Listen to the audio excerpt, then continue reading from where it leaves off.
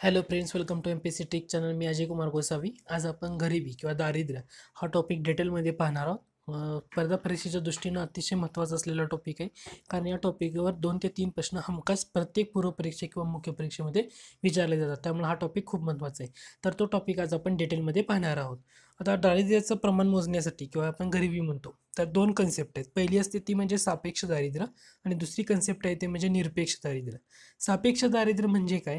तर जेव्हा जे एखादी गरिबी किंवा दारिद्र्याचं जे आकलन केलं जातं, तर हे तुलनात्मकदृष्ट्या केलं जातं. म्हणजे काय केलं जातं याच्यामध्ये, देशातील काही लोकसंख्येचा एक गट तयार केला जातो आणि त्या गटाला त्यासोबत इतर लोकसंख्येची तुलना केली जाते आणि त्यानुसार जे दारिद्र्याचं मोजमाप केलं जातं, तर त्याला आपण सापेक्ष दारिद्र्य असं म्हणतो. म्हणजे याच्यामध्ये काय स्पष्ट होतं, तर तुम्हाला संपत्ती, उत्पन्न, त्याचा उपभोग यामधली जी वितरणामध्ये जी असणारी विषमता आहे ना, यामधून स्पष्ट होते. त्यामुळे सापेक्ष दारिद्र्य महत्त्वाचं आहे. त्याच्यासाठी 2 कन्सेप्ट येतात. एक म्हणजे लॉरेन्झ वक्ररेषा आणि दुसरं म्हणजे गिनी गुणांक. म्हणजे उत्पन्नातील विषमतेचं प्रमाण किंवा वितरणातील विषमतेचं प्रमाण हे निश्चित करण्यासाठी असलेले 2 घटक. एक म्हणजे लॉरेन्झ वक्ररेषा आणि दुसरं म्हणजे गिनी गुणांक. त्याच्यानंतर दुसरा कन्सेप्ट येतो तो म्हणजे निरपेक्ष दारिद्र्य. निरपेक्ष दारिद्र्य म्हणजे काय असतं, तर याच्यामध्ये एक कमीत कमी असलेला एक उपभोग स्तर निश्चित केला जातो. म्हणजे कसं, जर नियोजन आयोगाच्या मते जर तुम्ही बघितलं, तर ग्रामीण भागामध्ये एका व्यक्तीला प्रतिदिन किती कॅलरी असणं गरजेचं, तर 2400. आणि शहरी भागातील प्रति व्यक्ती किती असणं गरजेचं, तर 2100. एवढ्या कॅलरीवर खर्च करू शकत नाहीत एखादी व्यक्ती, तर ती व्यक्ती गरीब आहे असं समजलं जातं. म्हणजे याला आपण म्हणतो निरपेक्ष. रिलेटिव्ह पॉवर्टी आणि ॲब्सोल्यूट पॉवर्टी असे 2 कन्सेप्ट येतात. म्हणजे सापेक्ष दारिद्र्य म्हणजे काय आणि निरपेक्ष दारिद्र्य म्हणजे काय, हा झाला त्यातला बेसिक डिफरन्स. आता आपल्याला पाहायचं आहे भारतामध्ये दारिद्र्याचं मोजमाप कसं झालं. तर भारतामध्ये स्वातंत्र्याच्या आधी दारिद्र्याचं मोजमाप करण्यासाठी पहिली महत्त्वाची व्यक्ती येते, ती म्हणजे दादाबाई नौरोजी. दादाबाई नौरोजी यांनी त्यांचा जो ग्रंथ आहे poverty and un British rule in India, या पुस्तकामध्ये ना भारताची गरिबी कशी असेल हे डिक्लेअर केलं होतं. म्हणजे त्यांनी गरिबी रेषा जवळजवळ ₹16 ते ₹35 प्रति व्यक्ती अशी निर्धारित केली होती आणि त्याच्यातून त्यांनी 1867-68 हे आधारभूत वर्ष कन्सिडर केलं होतं. दुसरं महत्त्वाची गोष्ट म्हणजे ना, दादाभाई नौरोजी यांनी गरिबीचं मानक ठरवताना कोणता घटक वापरला होता, तर फक्त अन्नच घटक वापरला होता. कारण त्या काळची एक महत्त्वाची गरज तीच होती.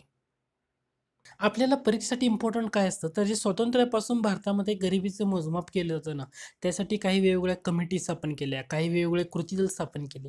तर त्याचा अभ्यास करणं आपल्यासाठी गरजेचं आहे. त्यातला पहिला महत्त्वाचा येतो तो म्हणजे पी.डी. ओझा कार्यगट 1962चा. इम्पॉर्टंट काय आहे, तर मागच्या वर्षीच्या राज्यसेवा पूर्व परीक्षेमध्ये याच्यावर प्रश्न विचारला गेला होता. तर पी.डी. ओझा कार्यगटामध्ये काय केलेलं आहे, तर 1960-61 मध्ये भारतातले जे शहरी आणि ग्रामीण गरीब लोक किती आहेत याचा अंदाज घेण्यासाठी हा नेमण्यात आलेला कार्यगट आहे. या कार्यगटानं काय केलं होतं, तर आरोग्य आणि शिक्षण यांचा समावेश दारिद्र्य काढताना किंवा गरिबी मोजताना केला नाही. कारण ती जबाबदारी सरकारची आहे असं गृहीत धरलं होतं आणि फक्त अन्न हा एकच निकष वापरला होता आणि या निकषाच्या आधारे गरिबीचं मोजमाप केलं होतं. आणि या कार्यगटानं आणखी एक महत्त्वाची गोष्ट केली होती, म्हणजे संपूर्ण भारतासाठी, म्हणजे ग्रामीण आणि शहरी असा भेदभाव न करता संपूर्ण भारतासाठी 2250 कॅलरी प्रतिदिन हा एकच निकष वापरला होता आणि त्यानुसार दारिद्र्याचं मोजमाप केलं होतं, की 2250 कॅलरी प्रतिदिन एखादी व्यक्ती जर खर्च करू शकत, उपभोगावर खर्च करू शकत नसेल, तर ती व्यक्ती गरीब आहे असं मोजायचं, असं ठरवलं होतं. तर हे पी.डी. ओझा कार्यगटानं केलं होतं. एवढं कन्सिडर करून त्यांनी दारिद्र्याचं मोजमाप केलं. त्यानुसार भारतामध्ये त्यांनी शहरी भागातील जे कॅलरी आहे, तर त्याचं पैशातील मूल्य ₹15 ते ₹18 एवढं आणि ग्रामीण भागामधलं जे कॅलरीचं पैशातील मूल्य ₹8 ते ₹11 असं निश्चित केलं आणि भारतातलं त्यांनी दारिद्र्य मोजलं. कधी 1960-61 ची परिस्थिती. त्यावेळी भारतातील दारिद्र्याचं प्रमाण त्यांना 44% आढळलं. फक्त कोणता घटक पी.डी. ओझानं वापरला होता? अन्न हा एकच घटक वापरला होता. म्हणजे लोकसंख्येचा जर विचार केला असता त्या काळच्या एकूण लोकसंख्येपैकी 19 कोटी लोक हे दारिद्र्य रेषेखाली त्यांना आढळलेले होते. म्हणजे हे पी.डी. ओझा कार्यगटाचं पहिलं ऑब्झर्वेशन. त्यानंतर दुसरा गट नेमला होता, तो होता दांडेकर व रथ गट. दांडेकर व रथ गट यासुद्धा काय केलं या गटानं? अन्न हा एकाच घटकाचा वापर केला आणि प्रतिदिन कॅलरी हाच निकष वापरला आणि सरासरी कॅलरी किती, तर 2250, की जो ऑलरेडी पी.डी. ओझा कार्यगटानं वापरला होता, तोच निकष वापरून त्यांनी दारिद्र्याचं मोजमाप केलेलं आहे. पण त्यांनी करताना दांडेकर व यांनी काय केलेलं होतं, तर ग्रामीण भागामध्ये वार्षिक किती रुपये आणि शहरी भागासाठी वार्षिक किती रुपये हे निश्चित केलं होतं. म्हणजे ग्रामीण भागामध्ये जर त्यांनी ₹270 वार्षिक असं निश्चित करून ग्रामीण भागासाठी हे जे मूल्य केलेलं होतं, म्हणजे शहरी भागासाठी ॲक्च्युली. शहरी भागासाठी त्यांनी काय केलं तर ₹270 वार्षिक असं निश्चित केलं होतं आणि ग्रामीण भागासाठी त्यांनी ₹180 वार्षिक असं निश्चित केलेलं होतं. त्याच्यानुसार दारिद्र्याचं मोजमाप केलं. तर या कार्यगटानं दारिद्र्याचं मोजमाप केलं असता त्यांना 1960-61 मध्ये किती टक्के दारिद्र्य आढळलं? तर भारतामध्ये 41% दारिद्र्य आढळलं. म्हणजे पीडीओजा कार्यगटाला आढळलं होतं दारिद्र्य 44%. त्यानंतर दांडेकर वरत यांना दारिद्र्य आढळलं 41%. दांडेकर वरत यांनी परत काय केलं, 1968-69 मध्ये पुन्हा त्याच निकषाचा वापर केला असता दारिद्र्य मोजलं. तेव्हा त्यांना त्याही वर्षी संपूर्ण भारतामध्ये आढळलेलं दारिद्र्य हे 41%च होतं. तर त्यांनी हे मोजताना आता शहरी भागामध्ये किती आणि 50 ग्रामीण भागामध्ये किती ते पाहिलं. तर शहरी भागामध्ये त्यांना 50% आढळलं आणि ग्रामीण भागामध्ये 40 आढळलं. म्हणजे तुम्हाला दोन गोष्टी लक्षात ठेवायच्या आहेत. पहिला कार्यगट होता पीडीओचा कार्यगट. 2250 कॅलरी प्रतिदिन हा निकष वापरला. शहरी ग्रामीण असं काही केलं नव्हतं. एकच घटक कन्सिडर केला, तो म्हणजे अन्न. त्यांनी दारिद्र्य मोजलं असता त्यांना 44% दारिद्र्य आढळलं. त्यानंतर दांडेकर वरद यांनी 1960, 61 आणि 68, 69ला दारिद्र्य मोजलं. त्यांनी सुद्धा अन्न हा एकच घटक वापरला होता आणि 2250 कॅलरी प्रतिदिन हा निकष घेतला होता. परंतु त्यांनी ₹270 वार्षिक शहरी भागासाठी आणि ₹180 वार्षिक ग्रामीण भागासाठी हे कन्सिडर केलं होतं. त्यानुसार त्यांना आढळलेलं दारिद्र्य म्हणजे 1960-61ला 41%, 1968-69ला सुद्धा 41%. शहरी भागामध्ये त्यांनी पाहिलं होतं त्यांना मिळालं होतं दारिद्र्य 50%, ग्रामीण भागामध्ये आढळलं होतं ते 40%. हे पहिले 2 पॉईंट झाले क्लिअर. ओके. त्यानंतर तिसरा कार्यगट आहे तो म्हणजे बी.एस. मिन्हास कार्यगट. कोणता कार्यगट आहे? बी.एस. मिन्हास कार्यगट. आता मिन्हास कार्यगट यांनी काय केलं, 1961च्या किमती ह्या त्यांनी आधारभूत मानल्यास किमान जीवनमानासाठी शहरी भागामध्ये प्रति व्यक्ती किती रुपये कन्सिडर केलं त्यांनी? शहरी भागामध्ये ₹240 आणि ग्रामीण भागामध्ये प्रति व्यक्ती प्रतिवर्षी 200 एवढं मूल्य त्यांनी निश्चित केलं होतं बी.एस. मिन्हास. आणि त्यानुसार त्यांनी दारिद्र्य मोजलं. तर त्यांना आढळलेलं दारिद्र्य होतं 50.6%. हे लक्षात असू द्या. म्हणजे तुम्हाला ह्या दोन्ही गोष्टी जरूर लक्षात ठेवणं गरजेचं आहे. म्हणजे बी.एस. मिन्हास यांनी काय केलं, परत एकदा लक्षात घ्या. बी.एस. मिन्हास यांनी ₹240 प्रतिदिन प्रति व्यक्ती प्रतिवर्षी शहरी भागामध्ये आणि ₹200 ग्रामीण भागासाठी प्रति व्यक्ती प्रतिवर्षी मोजलं. याच्यानुसार मूल्य कन्सिडर केलं आणि दारिद्र्य आढळलं त्यांना 50.6%. त्याच्यानंतर पुढचा महत्त्वाचा घटक येतो तो म्हणजे पी.के. बर्धन कार्यगट. आता पी.के. बर्धन यांनी जो दारिद्र्याचा मोजमाप करताना काही महत्त्वाच्या गोष्टी ठरवल्या. पी.के. बर्धन यांनी प्रथमतः शेतमजुरासाठी किंमत निर्देशकांचा वापर, खर्चाची पातळी तसेच महागाई ठरवण्यासाठी यांनी केलेली होती. आता यांनी ग्रामीण भागाची खर्चाची पातळी ₹15 आणि शहरी भागासाठी खर्चाची पातळी निश्चित करून 1968-69 मध्ये दारिद्र्य मोजलं. आता पी.के. बर्धन यांना आढळलेलं दारिद्र्य जर बघितलं तर ग्रामीण भागामध्ये त्यांना 54% आढळलेलं आहे आणि शहरी भागामध्ये 41% आढळलेलं आहे. हा पॉईंट झाला. त्याच्यानंतर येतात मॉन्टिंगसिंग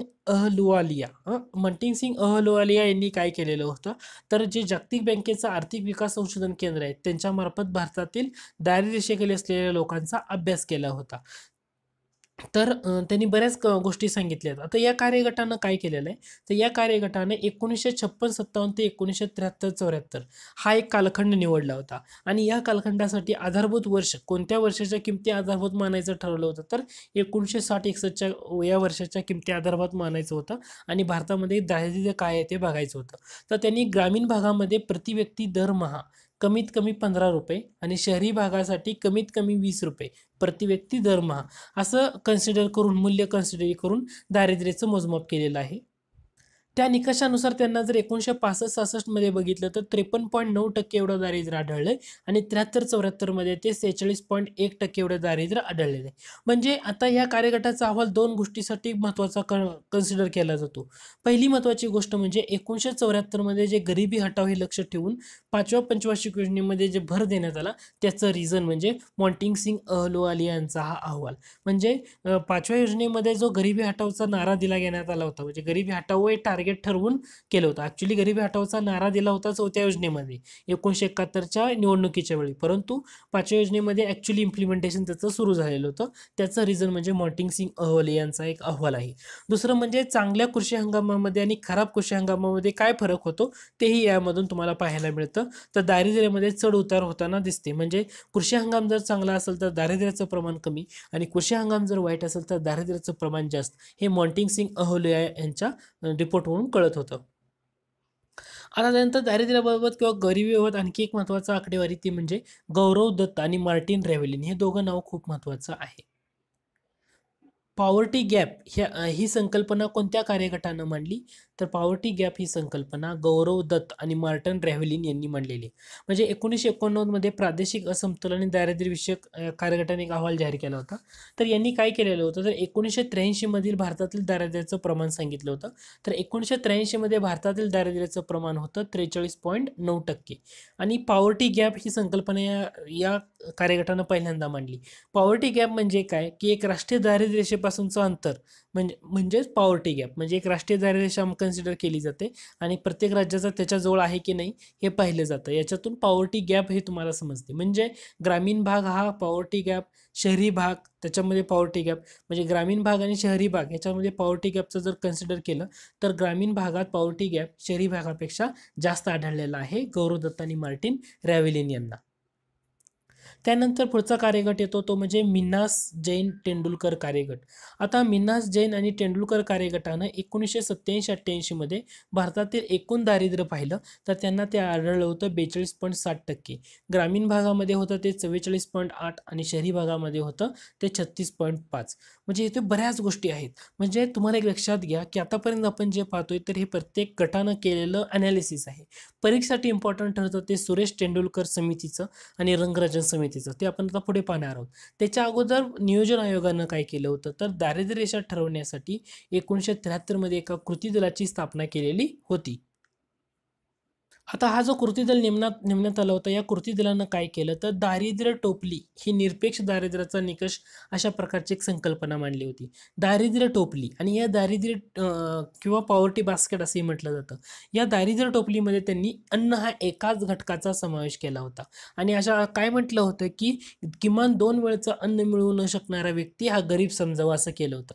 आणि त्यांनी ग्रामीण भागामध्ये किमान 2 वेळचं अन्न मिळवून किती कॅलरी कन्सिडर करायचं ठरवलं होतं, तर 2400 कॅलरी आणि शहरी भागामध्ये 2 वेळचं अन्न मिळवून किती कॅलरी येणार तर 2100 कॅलरी अशा प्रकारचा निकष मांडला होता. आणि या भागासाठी त्यांनी 2 गोष्टी केल्या होत्या. पहिलं म्हणजे ग्रामीण भागासाठी पैशातील मूल्य जर बघितलं तर प्रतिदिन 1.64 रुपये म्हणजे महिन्याला 49.9 रुपये हे ठरवलं होतं. म्हणजे दरडोई प्रतिमाह खर्च ही संकल्पना तयार केली होती.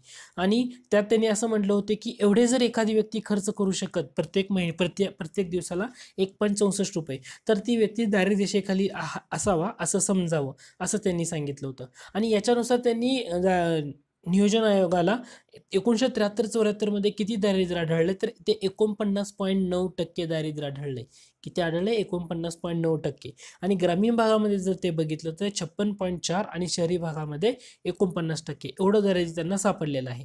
तर हे एक महत्त्वाचं. मग त्यानंतर एक महत्त्वाची समिती येते ती म्हणजे लकडवाला समिती. लकडवाला समितीनं सुद्धा काय केलं, नियोजन आयोगानं जी दारिद्र्य मोजण्याची पद्धत होती ना ती नवीन पद्धत शोधण्यासाठी या समितीची स्थापना केली ती 1989 मध्ये. या सप्टेंबर 1989 यांनी अहवाल दिला जुलै 1993 मध्ये. आता या समितीनं अलग कार्यगट ह्याच्या अगोदर अलग कार्यगट मिळाला होता ना, तर त्यांच्या शिफारशीसोबत या शिफारशी मांडलेल्या होत्या. आता यांनी काय केलेलं आहे तर लकडवाला समिती महत्त्वाची यासाठी आहे, राष्ट्रीय दारिद्र्य रेषा व राज्यांसाठी वेगळी दारिद्र्य रेषा निश्चित केली गेली. म्हणजे पहिल्यांदा कसं व्हायचं की राज्यांचा कन्सिडर केलं जायचं नाही, राष्ट्रीय दारिद्र्यरेषाच कन्सिडर व्हायची. तर ह्यांनी आता राष्ट्रीय दारिद्र्यरेषा आणि राज्यांसाठी वेगळी दारिद्र्यरेषा कन्सिडर केली. या समितीनं काय केलं तर ती दारिद्र्याची टोपली होती त्याच्यामध्ये कोणता निकष वापरला तर अन्न हा एकमेव घटक, एकाच घटकाचा त्यामध्ये समावेश केला आणि त्यानुसार कॅलरी हा एकच निकष राहिलेला होता.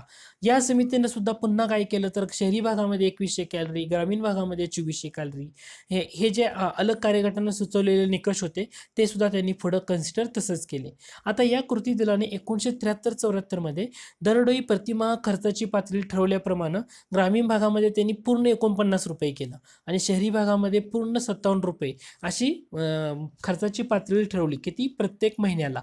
आणि त्यांनी दारिद्र्य मोजलं असता त्यांना आढळलेलं दारिद्र्य किती? आता या समितीनं पहिल्यांदा 73-74 मध्ये हे ठरवलं होतं. तर 1993-94 पर्यंतचा अहवाल सुद्धा त्यांनी म्हणजे चलनवाढीचा दर सुद्धा कन्सिडर केला होता. मग 1993-94 साली जे 49 रुपये ग्रामीण भागामध्ये प्रतिमाह 73-74 मध्ये ठरवलं होतं, तर ते किती झालं? तर 211.30 रुपये झालं आणि शहरी भागासाठी जर 57 रुपयावरनं ते 274.88 अशी खर्चाची पातळी निश्चित केली आणि त्यानुसार त्यांनी मोजलेलं दारिद्र्य पाहूया. त्यांनी 1977-78 मध्ये मोजलं दारिद्र्य, ते आढळलं 51.3%. 1983 मध्ये मोजलेलं दारिद्र्य 44.5, 1987-88 मध्ये मोजलेलं दारिद्र्य 38.9%. म्हणजे हे बरेचसं चेंज होत होतं की म्हणजे यातली आकडेवारी बरीचशी चेंज होत होती. नियोजन आयोगानं काय केलेलं आहे तर या समितीची आकडेवारी बऱ्यापैकी स्वीकारलेली आहे. 2011 पर्यंत या समितीचे निकष दारिद्र्य मोजण्यासाठी वापरण्यात येत होते, हेही इथं ध्यानात घ्या. त्यानंतर नॅशनल सॅम्पल सर्वे ऑर्गनायझेशन, त्याला आपण राष्ट्रीय नमुना सर्वेक्षण संस्था म्हणतो. तर दारिद्र्य रेषा ठरवण्यासाठी नियोजन आयोगानं ह्यांच्या ज्या फेऱ्या होत्या म्हणजे 55वी फेरी होती ती 1999-2000ची आणि 61वी फेरी होती 2004-05ची, या मोजणीचा आधार घेतला होता. NSSOनं ही मोजणी करताना URP आणि MRP या पद्धतीचा स्वीकार केलेला पाहायला मिळतो. URP काय MRP काय हे मी पुढे तुम्हाला सांगणार आहे, फक्त आता एवढं लक्षात ठेवा. त्याच्यानंतर महत्त्वाची समिती आहे ती म्हणजे सुरेश तेंडुलकर समिती. सुरेश तेंडुलकर समितीने नियोजन आयोगानं 2 डिसेंबर 2005 कधी स्थापना केली होती हे महत्त्वाचं आहे. 2 डिसेंबर 2005 रोजी या समितीची स्थापना केली होती आणि या समितीला काय काम दिलं होतं तर जे दारिद्र्य मोजण्याचं निकष आहे त्याचं पुनर्विलोकन करणं हे सांगण्यात आलं होतं. दुसरं म्हणजे आतापर्यंत ज्या समित्या आल्या होत्या त्याचा अहवाल तपासणं हे सुद्धा काम सुरेश तेंडुलकर समितीला देण्यात आलं होतं. आणि NSSOची जी 50, 55 आणि 61वी फेरी होती या अहवालांचं परीक्षण सुद्धा त्यांनी करावं हे काम त्यांच्याकडे सोपवण्यात आलं होतं. दुसरं म्हणजे दारिद्र्य मोजण्याचे जे निकष आहे त्याच्यामध्ये बदल सुचवणे हे त्यांना सांगण्यात आलेलं होतं. आता या समितीची रचना जर तुम्ही पाहिली तर या समितीच्या रचनेमध्ये अध्यक्ष होते सुरेश तेंडुलकर, अध्यक्ष होते डॉक्टर R राधाकृष्णन सदस्य, राघव घाईया सदस्य, सुरंजन सेनगुप्ता सदस्य होते. आता या समितीनं काय केलेलं होतं की दारिद्र्य मोजण्यातील ज्या त्रुटी आहेत ह्या या समितीनं अगोदर दाखवल्या होत्या. म्हणजे या समितीनं सगळ्यात पहिल्यांदा सांगितलं होतं दारिद्र्यासाठी जो चलनवाढीचा निर्देशांक आहे तर तो दोषपूर्ण आहे असं सांगितलेलं होतं. तर त्याच्या तेंडुलकर समितीनं काय केलेलं आहे तर 2009-10ची आकडेवारी वापरलेली नाहीये. तर त्यांनी तेंडुलकर समितीनं काय केलं तर MPCA म्हणजे monthly per capital consumption expenditure या संकल्पनेचा वापर केलेला होता.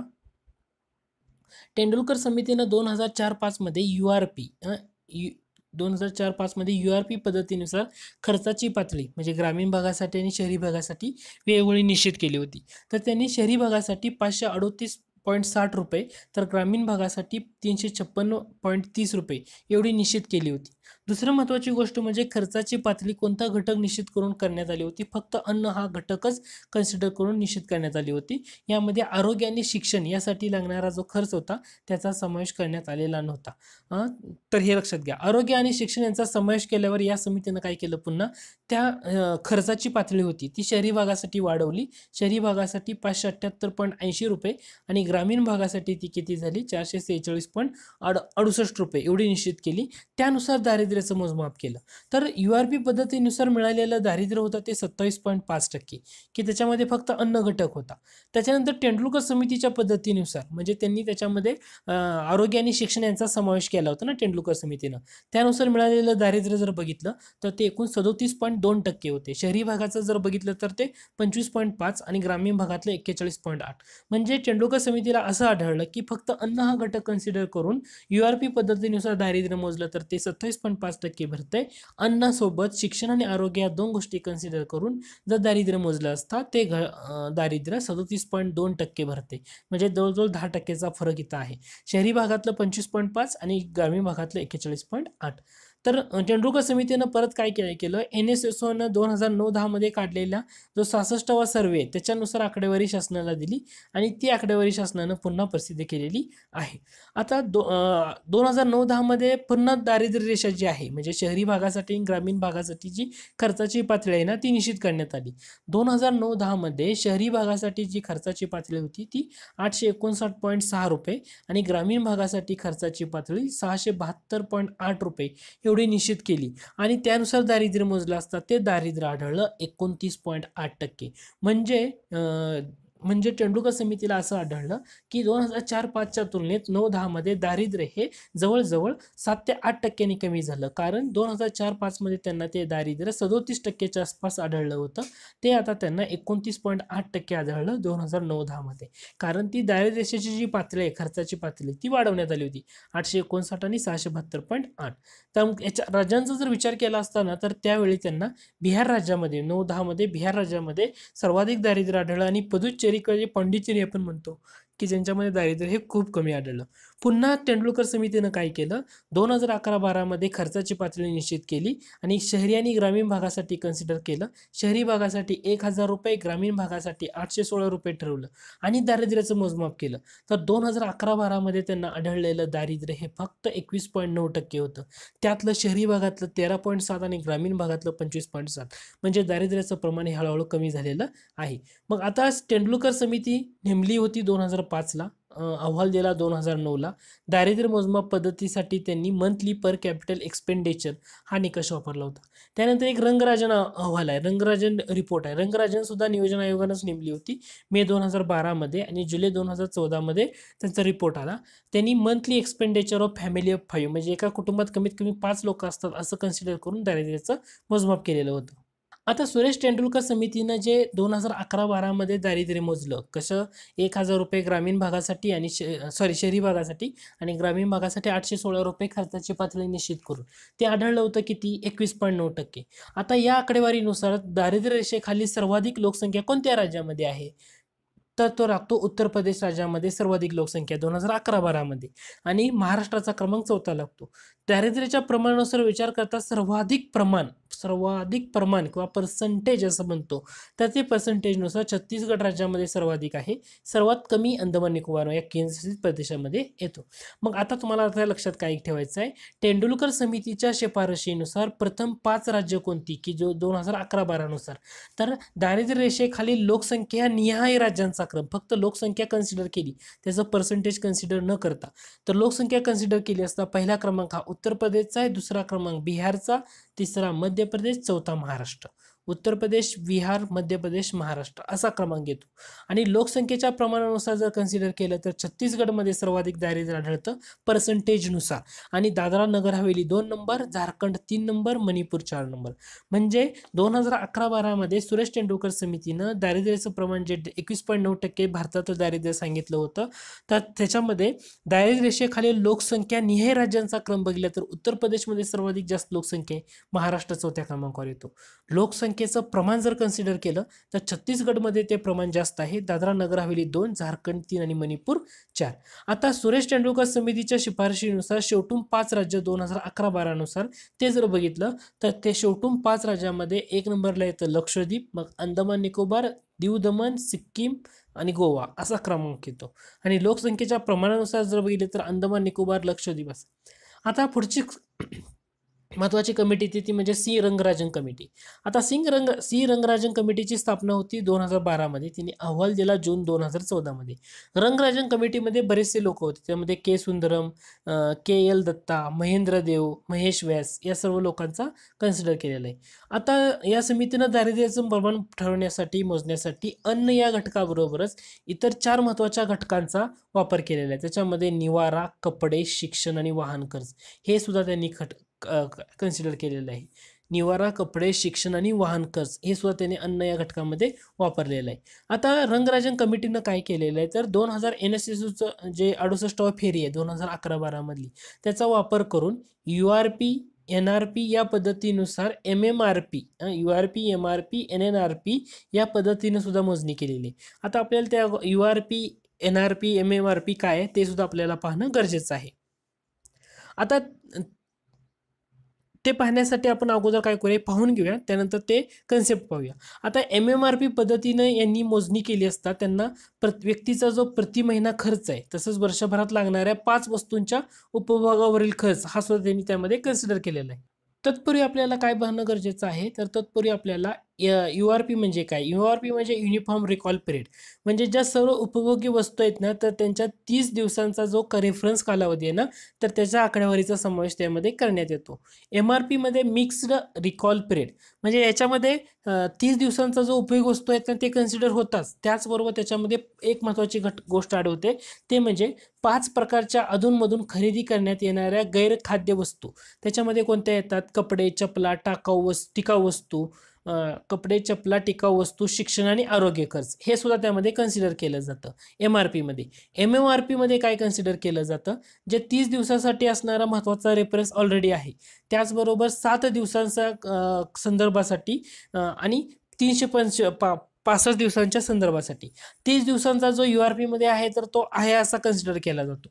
त्यानंतर जे 5 महत्त्वाच्या गोष्टी म्हटलो होतो आपण, कपडे, चपला, शिक्षण, आरोग्य आणि टिकाऊ वस्तूवरील उपभोग खर्च, हे 365 दिवसांच्या रेफरन्स कालावधीसाठी कन्सिडर केला जातो आणि 7 दिवसांच्या रेफरन्स कालावधीसाठी खाद्यतेल, अंडी, मांस, फळे हे इत्यादीवरचा खर्च कन्सिडर केला जातो. तर हा एक फरक आहे. URP फक्त 30 दिवसासाठी असतो, MRP 30 दिवसासाठी आणि 5 प्रकारच्या ज्या महत्त्वाच्या गैरखाद्य वस्तू आहेत तर त्याचा खर्च कन्सिडर होतो. MMRP मध्ये 3 घटक, 7 दिवसासाठी, 30 दिवसासाठी आणि 365 दिवसासाठी.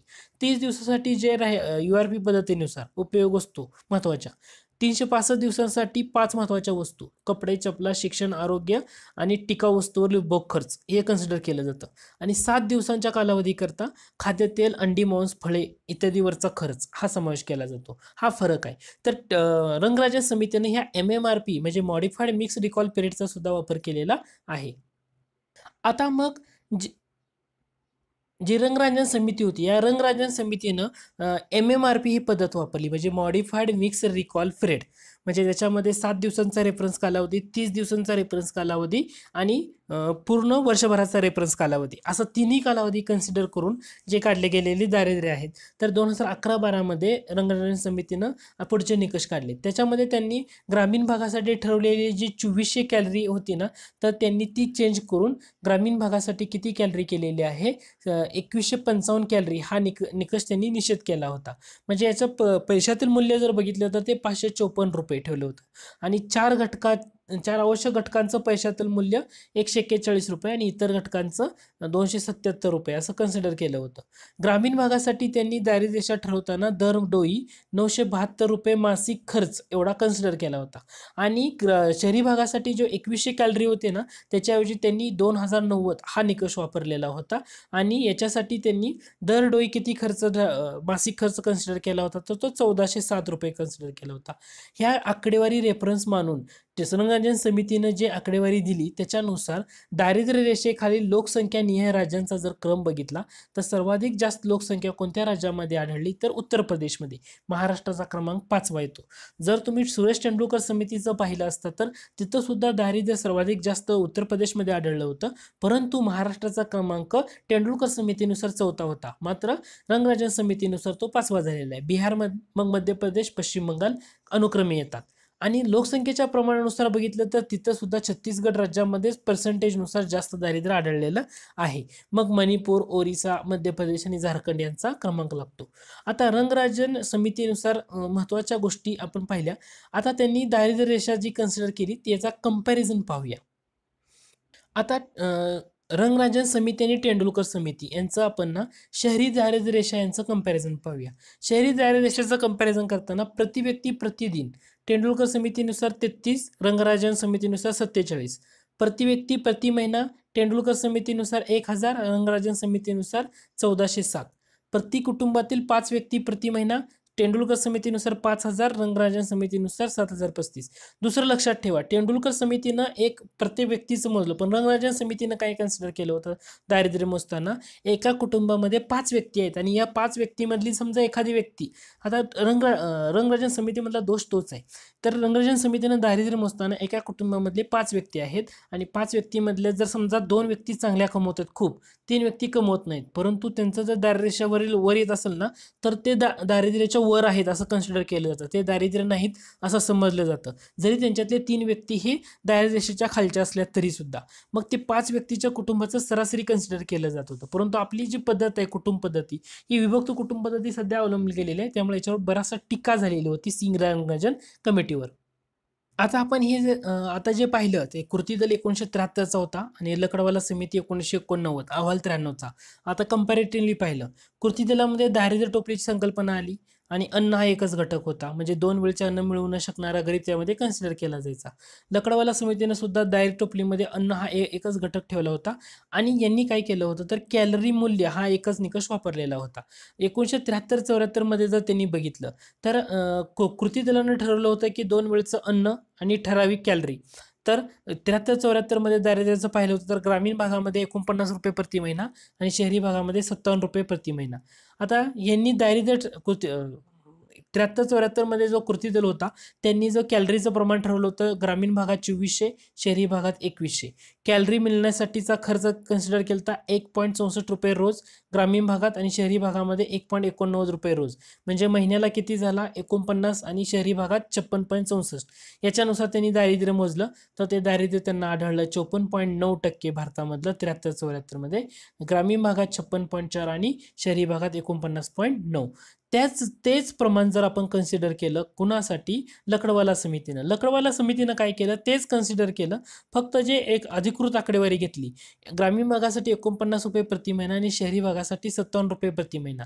आणि यांनी काय केलं तर चलनवाढीचा दर कन्सिडर केला होता 1973-74 ते 93-94 यामध्ये, आणि यानुसार चलनवाढीचा दरानुसार 1993-74 मध्ये ग्रामीण भागासाठी जे 49 रुपये होते अगोदर ते 211.30 झालं आणि शहरी भागासाठी 274.88 झालं. आणि दारिद्र्य त्यांना किती आढळलेलं आहे तर ते 36% आढळलेलं आहे. ग्रामीण भागामध्ये 37.3 आणि शहरी भागामध्ये 32.4% दारिद्र्य आढळलेलं आहे.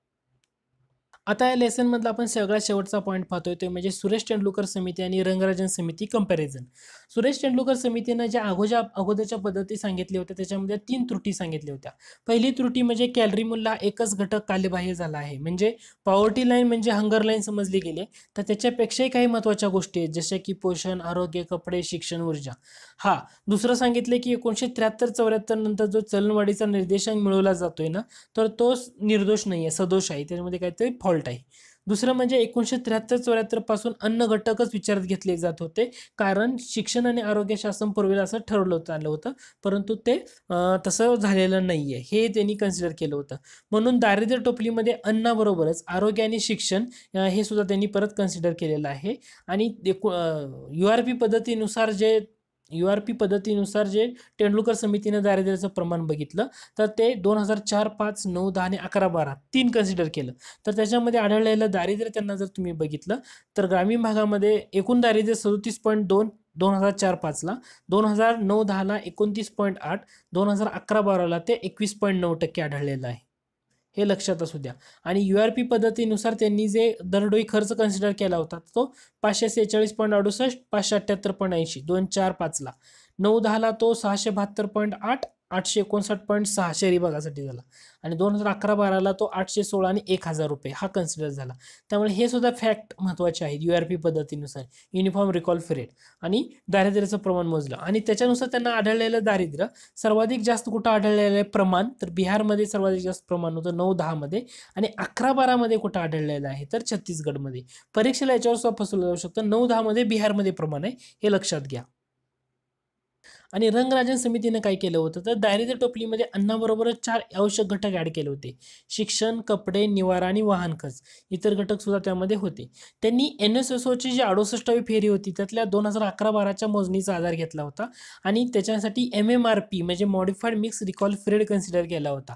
तर हे लक्षात घ्या. लाकडवाला आणि रंगराजनचं कंपॅरिझन दिले, कारण ग्रामीण भागासाठी रंगराजन यांनी 2155 कॅलरी एवढं निकष वापरलं होतं आणि शहरी भागासाठी 2090 कॅलरी हे निकष वापरलं होतं, आणि या निकषानुसार त्यांनी दारिद्र्याचं मोजमाप केलं होतं. तर त्यांना 2011-12 मध्ये दारिद्र्य आढळलेलं आहे 29.5, ग्रामीण भागामधलं 31.9 आहे आणि शहरी भागामधलं 26.4. त्यांना आढळलेलं दारिद्र्याचं प्रमाण बघितलं तर 2011-12 सर्वाधिक आढळलं होतं छत्तीसगडमध्ये आणि सर्वात कमी आढळलेलं आहे अंदमान निकोबारमध्ये. दारिद्र्य रेषेखाली लोकसंख्येचं जर बघितलं तर उत्तर प्रदेशमध्ये सर्वाधिक जास्त लोकसंख्या, मग बिहार, मध्य प्रदेश, पश्चिम बंगाल आणि महाराष्ट्र. महाराष्ट्राचा 5वा क्रमांक येतोय रंगराजननुसार आणि तेंडुलकर समितीनुसार प्रमाणानुसार बघितलं तर 4था क्रमांक येतोय. तर या लेसनमध्ये आपण एवढंच पाहतोय दारिद्र्याबद्दल. आता याच्यामध्ये बरेचसे आकडेवारी थोडे फास्ट घेण्यात आले, परंतु रिव्हिजन ओरिएंटेड आहे आणि सगळे घटक कन्सिडर करण्याचा किंवा समजावून सांगण्याचा प्रयत्न करण्यात आला आहे. आय होप हे लेसन तुम्हाला आवडलं असेल. जर आवडलं असेल तर जरूर लाईक करा. तुम्ही अजूनही माझ्या चॅनलला सबस्क्राईब केलं नसेल तर नक्की सबस्क्राईब करा. लेसन आवडलं तर तुमच्या मित्रांना नक्की शेअर करा. धन्यवाद.